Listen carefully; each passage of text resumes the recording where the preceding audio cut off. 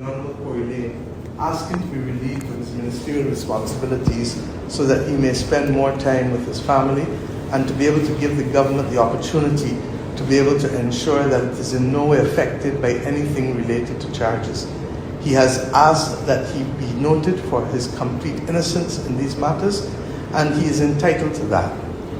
At the same time, I received a letter from the Honourable Marsha Caddle asking to be relieved of her duties with immediate effect.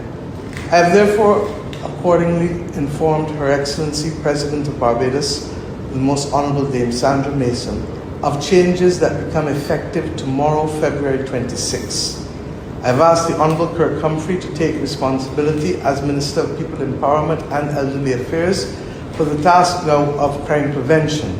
This will in fact sit well with his ministry, which has already taken responsibility for parental coaches and life coaches, and for whom the issue of social empowerment is central, and that is the centre of crime prevention.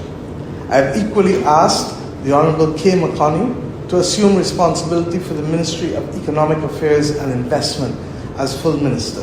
This will allow her to be able to undertake these hefty responsibilities, particularly as we move to a BERT 3.0 program, a Barbados Economic Recovery Transformation 3.0, as we come to the end of our IMF program at the end of June, and therefore we need to ensure that we lay the platform for sustainable growth and development. I have asked the Honourable Chad Blackman to assume responsibility for the Ministry of Educational Transformation, which will focus on pre-primary, primary and secondary education. I have asked the Honourable Sandra Husbands to assume responsibility for Ministry of Training and Tertiary Education, recognizing that government would wish to put all of its training programs in one, those from the Ministry of Public Service, those from the National Transformation Initiative, all of those previously in the Ministry of Education, so that the country can undertake a massive program for the upskilling of our people.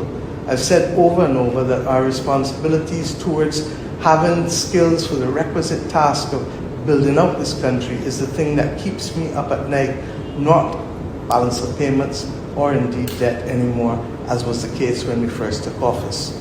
I've also asked Mr. Jonathan Reid to assume responsibility as Minister of Innovation, Industry, Science and Technology. Mr. Reid previously served as my Chief of Staff and is therefore well familiar with all of these issues and programs and can hit the ground running.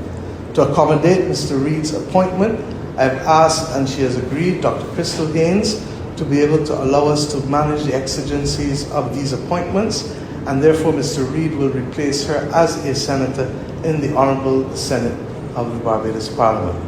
I want to thank the Honourable Corey Layne, the Honourable Marsha Caddle, and indeed Dr. Crystal Haynes for their service to the Government of Barbados, and wish them all the very best, and as they continue to work with us in a collegial framework as we go forward in mission transformation and indeed in the building of our resilience at a time that is most difficult for the world. We are facing a number of grave uncertainties, and therefore our ability to stay focused and to get the job done is uppermost in our minds. I want to thank you and look forward to working with all of you as we stay focused on that journey. Thank you and have a blessed week.